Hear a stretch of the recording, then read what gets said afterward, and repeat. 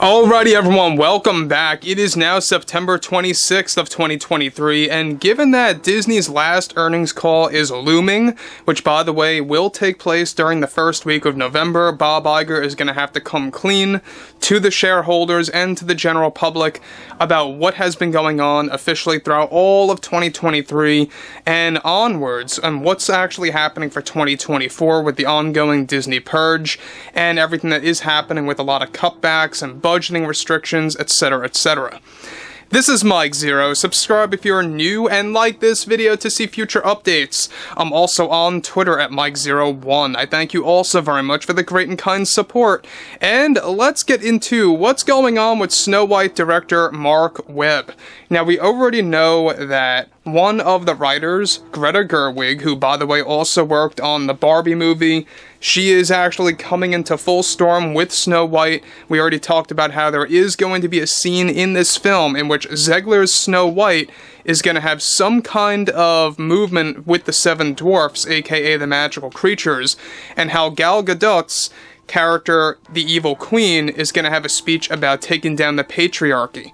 Now, this is just typical Greta Gerwig, it's all to be expected, and this is something that is happening in Snow White. But when it comes to director Marc Webb, he approves of everything that Disney has been forcing upon this movie, everything that Greta and Aaron put into this film to really make it the way that it is, and how it really diverts from the source material of Snow White 1937. So let's get into exactly what's going on here with the current scenario of Marc Webb's perception of this film. Now, we already know that there's a lot of things happening with Disney, and currently, given that Disney is in full panic mode right now, one major development has to do with Snow White director Marc Webb. Webb recently went on to deliver the following to the general public.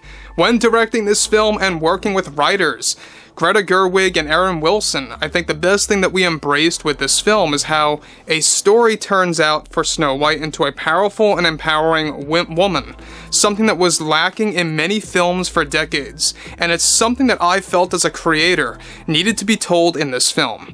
Greta made it clear that her mission to do was an actual complete reimagining of the seven dwarfs to fit the way our world works today, and I couldn't be more proud of her work on the story.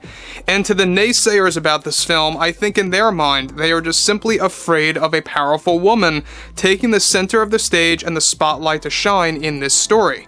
This was long overdue, and I feel the process should be applied to many of the other Disney princesses in the future by Disney, because it gives you the freedom to break free from the old source material, which as a creator can be very boring to work with.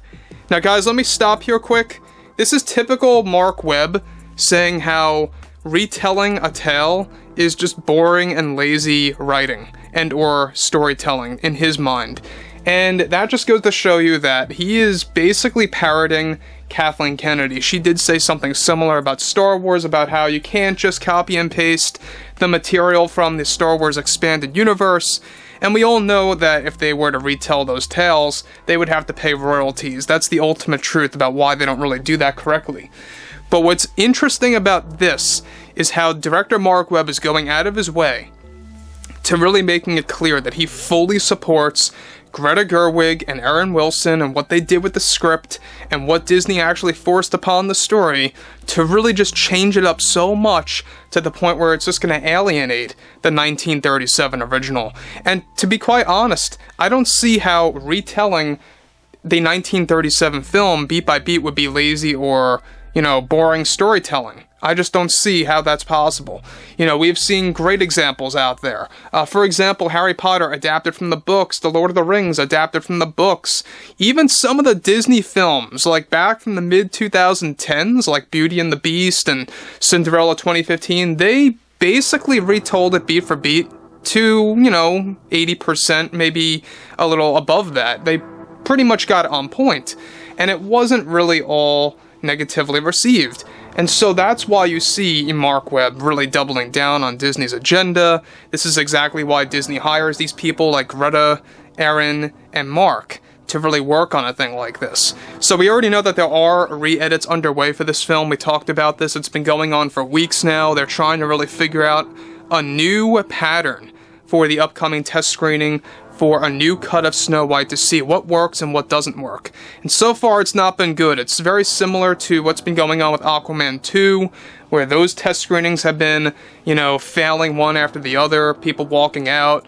And we know that this movie, as of now, is already setting itself up for disaster. We know it's going to lose a lot of money at the box office. It has a very big budget, and it's going to actually have a lot more than you think going into the marketing, as Disney would like to. So we'll talk about that in a separate post. But what's interesting about this is what he goes on to elaborate further. Alright, so Disney really wanted myself and those like Greta and Erin to come up with a brand new tale that would be completely different from the original, and I think in reality this was the only way to go in order to succeed. Having worked on Spider-Man and those movies like 500 Days of Summer, I began to get tired of the traditional type of romance that is so predictable, and so we decided to ditch that approach entirely in this one. Any moviegoers that are turned off by this new reimagining, I think, are just fearing the unknown, and they are clinging way too much to fictional stories.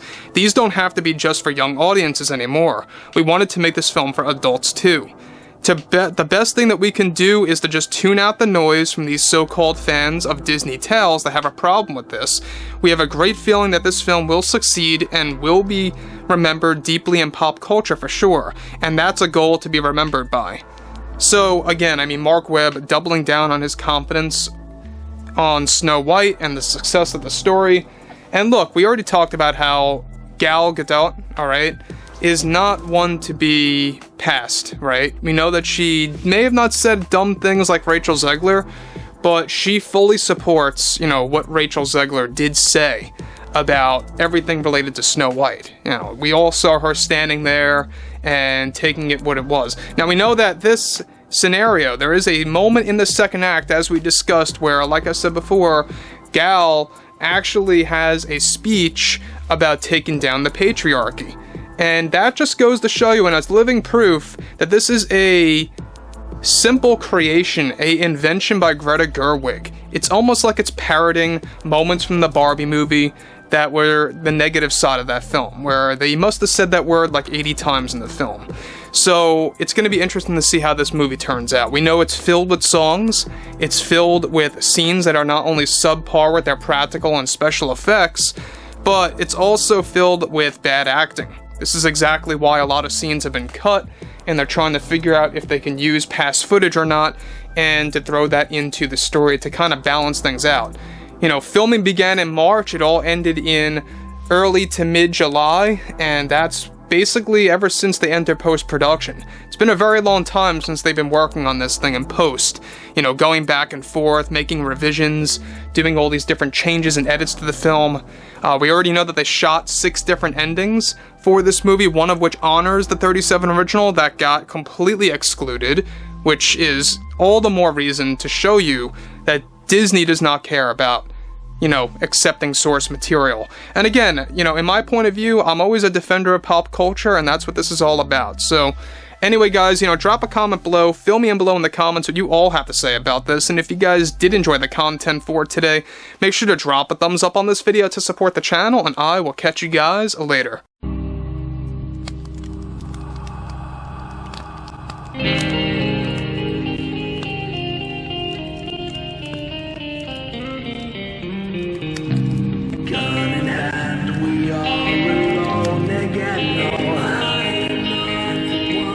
From night to moon, we hear them moans again.